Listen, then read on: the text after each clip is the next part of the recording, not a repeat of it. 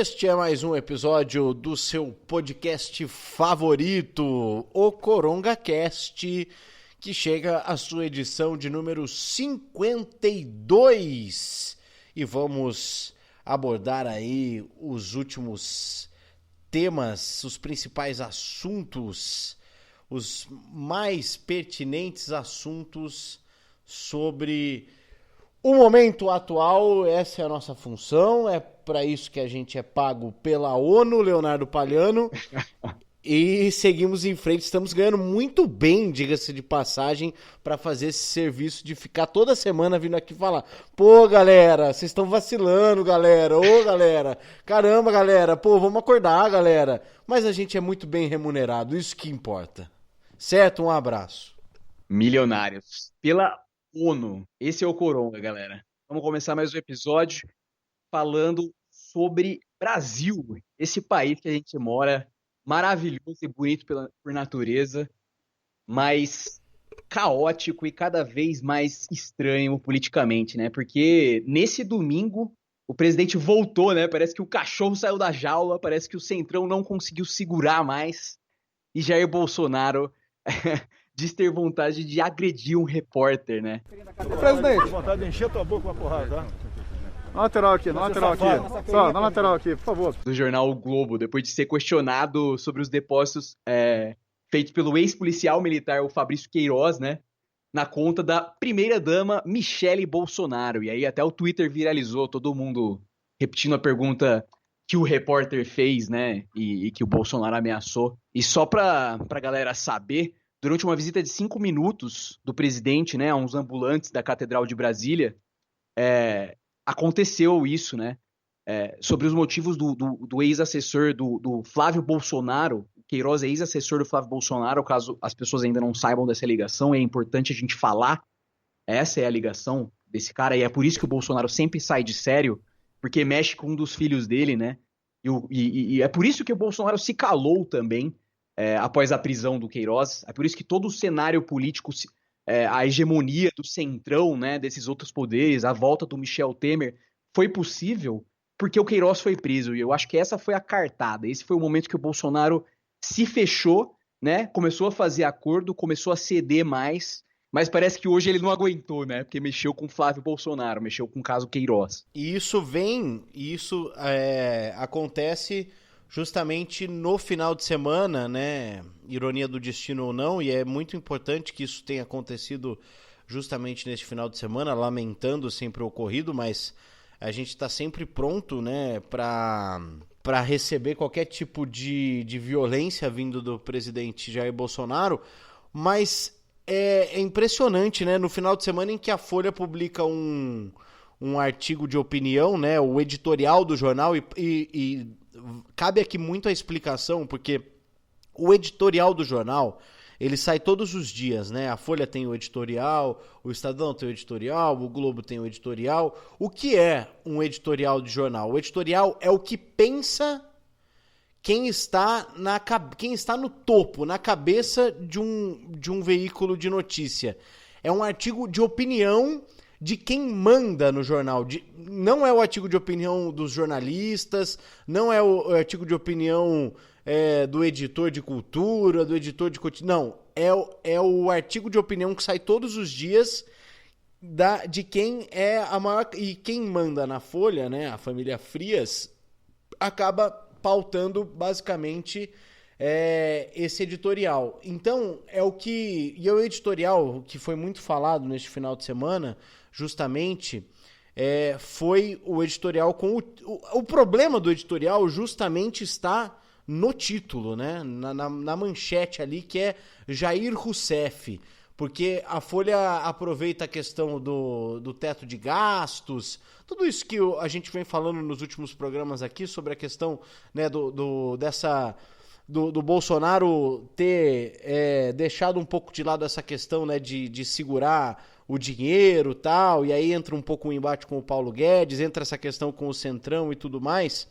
E aí a Folha aproveitou a oportunidade para mostrar que era mais isentona do que a própria isenção, para colocar o título, né, o Jair Rousseff. Sendo que há 3, 4 semanas o Bolsonaro se aproximou, na verdade, há 2, 3 meses o Bolsonaro se aproximou do Centrão, e há 2, 3 semanas ele se reaproxima do Michel Temer, e eu não vi nenhum editorial chamando Jair Temer, né, ou algo parecido. E vai justamente... E isso é uma coisa que me irrita muito, que é a questão do cara que ele fica feliz com o fato de desagradar os dois lados, né? Nossa, estamos certos porque a esquerda está brava e, obviamente, o Bolsonaro também está bravo com a comparação. E aí o cara se acha o Marcelo Taz, né? Tipo, porra, provoquei, hein? Que falava assim, eu nunca me interessei por política. Depois que vocês começaram a mostrar o Brasil de uma maneira que eles chamam de diferente, voltei a ler o noticiário. Então, eu não acho ruim, viu, Carioca, o momento atual. Acho excelente então, a gente estar aqui debatendo política. Eu tenho acompanhado, vocês têm trazido muita Eduardo gente. Cunha preso, Palocci preso. É bom. José Dirceu preso. Eu só acho que é importante a gente não ser ingênuo. Cabral e achar que todo mundo que o jogo tá ganho. Exatamente. Muito Não, mas não tô dizendo o jogo ganho. Tô dizendo que o jogo tá duro. O jogo tá bonito, vai. O jogo tá bonito. Então vamos manter o jogo bonito. O jogo tá bonito. Cabral preso. Aonde você imaginar o Cabral? Sérgio Cabral preso. Ainda mais em Bangu, que é um presídio que ele inaugurou. Então, Bangu pronto, 8. é isso mesmo. Irônico. Alô, então, Sérgio Cabral. A gente tem que apoiar. Em Bangu 8. Tem que apoiar o Sérgio Moro, isso, né? A Lava Jato. Será que ele está nos ouvindo? E gente, é tão absurdo, cara. E eu penso, né? A sorte da Folha é que eu sou conservador nos meus costumes. E não tem outro jornal de papel pra eu ler. Senão eu cancelaria a minha assinatura da Folha fatalmente. E aí vem com essa questão dessa campanha de Vista Amarelo pela Democracia e um monte de papagaiada. E aí na hora do vamos ver, gente, escrever um artigo. E aí essa é a questão, é o editorial do jornal. O que pensa a Folha de São Paulo? A Folha de São Paulo pensa, olha só, agora o Bolsonaro está num ponto da gente compará-lo a Dilma Rousseff. E aí, vamos pontuar, né? Todas as questões que a gente vem falando aqui com relação à figura que a Dilma acaba representando, não como presidente do país, mas como essa questão da luta contra a ditadura, e aí entra a questão do embate entre aquela questão que o Bolsonaro colocou no voto do impeachment dele, né, o brilhante Ustra, tudo mais que a gente... É que, putz, cara, é muito desgastante falar sobre isso, falando bem sério pra vocês, porque é tudo que a gente vem falando que não existe comparação. E por mais... Não, mas isso... Poderia até escrever o texto. Poderia até dizer que... Por quê? Porque não deixa de ser uma contradição do Bolsonaro. Não deixa de ser uma contradição do Bolsonaro. Mas você colocar o nome da Dilma no Bolsonaro por tudo que ele representa e por tudo que o próprio nome da Dilma representa também, eu não estou falando, volto a repetir, não estou falando da questão de atitudes como presidente, mas de figuras. E aí a Folha se coloca nesse patamar do acima do bem e do mal, e que, nossa, cara, não tinha momento mais inapropriado para isso. E aí, cara, vem a questão do que aconteceu neste domingo com relação ao Bolsonaro que... o Bolsonaro paz e amor, que nunca existiu, na verdade, né? O Bolsonaro, ele só foi inteligente, percebeu que era mais fácil ele agir em silêncio do que propriamente com pessoas dentro do governo dele, do que ficar falando bobagem por aí. Isso era óbvio, e aí ele percebeu o óbvio. Então não é questão de Bolsonaro paz e amor ou não, é questão do Bolsonaro que não se aguenta. E aí hoje, nesse contato que ele teve, ao ser perguntado a respeito dessa questão do Queiroz, que volta lá atrás quando o Léo bem falou que foi isso que fez com que ele ficasse mais pianinho. E aí, bem feito, cara. Bem feito. Não pro repórter, óbvio que não.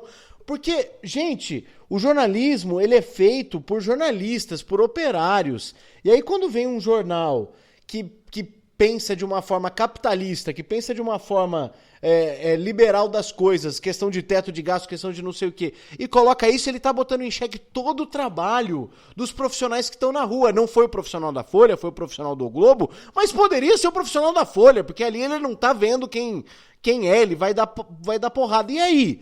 Um presidente que fala que quer encher de porrada um jornalista é um presidente que tem que ser comparado com a ex-presidenta do Brasil, Dilma Rousseff. Vocês já viram o tom da Dilma Rousseff em coletivas, como ela trata repórteres? E agora eu peço licença para vocês, eu expliquei no início a questão do meu neto, eu vou sair porque eu tenho exatos... Não, gente, vocês me desculpam, eu tenho exatinho. Agora, menos de 1 hora. Me dá essa força hoje. Vou fazer aqui um compilado de vezes que a Dilma conversou com a imprensa. Pra vocês, eu não vou colocar o Bolsonaro não, eu já tô cansado do Bolsonaro. Eu faço muito bom macarrão. Gente, agora vocês vão ver uma coisa e vão dizer se não é fantástico. Alho, tem que ser al dente, alho, óleo na manteiga. Você entra ali na esplanada, tem 4 manifestações e ninguém dá a menor pelota. Você faz o seguinte depois, você pega um ovo. Antes falasse isso pra você ver, você acabava na cadeia. Eu vou colocar aqui algumas coisas da Dilma Rousseff. Eu acho que material civil nas escolas não é papel do governo dar orientação sexual. Falar contra homofobia, violência contra a mulher, violência contra negros. Isso é papel do governo. Casamento civil é direito hoje. Eu não sei o que estão discutindo nessa história do casamento civil. Foi claro, a união civil entre pessoas do mesmo sexo terá todos os direitos. Aí você pega uma colher... Aí vocês veem se a Folha tem razão de fazer esse tipo de comparativo para ser, em cima do muro, os dois lados estão... como disse o Taz essa semana, né? Eu sou um rebelde, não sei... Gente, a rebeldia sem causa, ela é ignorante.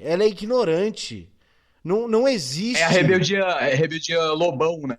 E isso rebeldia Lobão, é rebeldia Marcelo Taz, é isso. É a rebeldia Roger, né, do Traje a Rigor, que nem é mais, porque ele, pelo menos, ele tem um lado, ele adora o presidente Bolsonaro, né, o nosso inútil Traje a Rigor.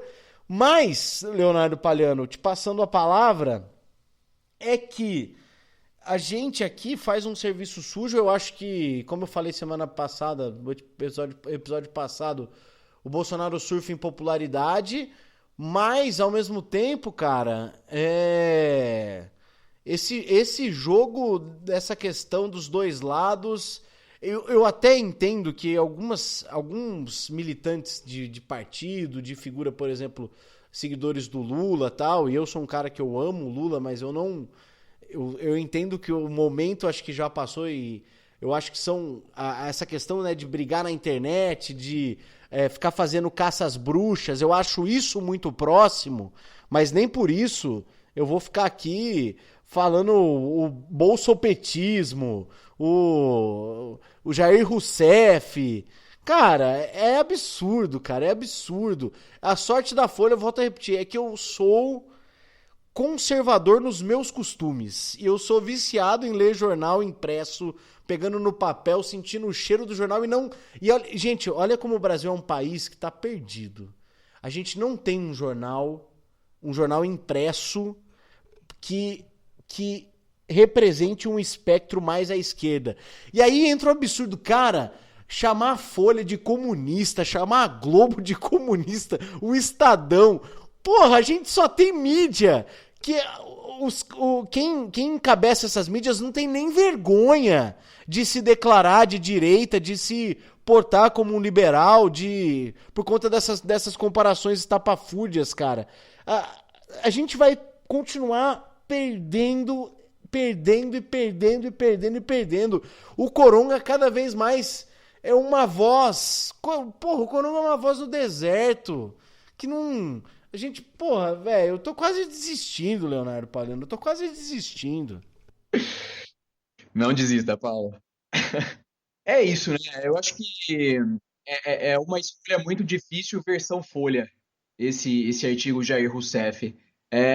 Que também foi um artigo muito falado, né? Que era o editorial do Estadão A Vera Magalhães, apesar de negar ter participado, muito se diz sobre a participação dela, né, escrevendo esse texto. E é same energy. Sempre essa grande mídia dá uma escapada e sempre vem desses editoriais, como você falou, né? É uma coisa